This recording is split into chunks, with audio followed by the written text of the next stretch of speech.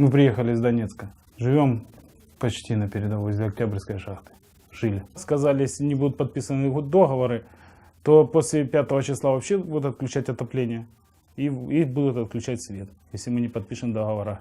Если не будет государство оплачивать, придется мне самому за 1500 платить за человека. У меня 4 человека в семье, это получается 6000, блин. А где мне взять их, если у меня пенсия 1700? Если я подписываю сейчас этот договор, денег у меня, естественно, нет. Это значит, что завтра имеет право куяльник разорвать со мной договор и выгнать меня на улицу. Очень холодно, и вот снег, когда был снег, да, вот через вот эти все щели, вот здесь все наметало, вот все. Ну, мы пленку тут подставляли, вот одежду, все, что мы имеем.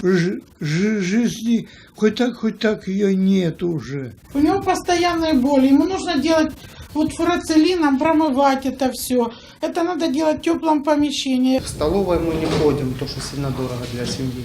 На кухню тоже не пускают, то, что это колясочники кричат, что только для них. А как же вы тогда выходите из положения? Чтобы...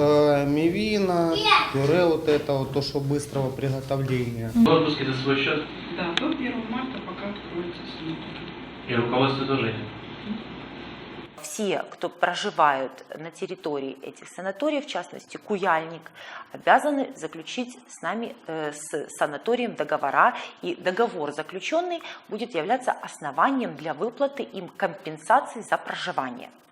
Таким образом, мы получим четкий реестр, кто и на каких основаниях проживает на территории этих санаториев. Мы компенсируем за проживание в зимнее время в размере 50 гривен.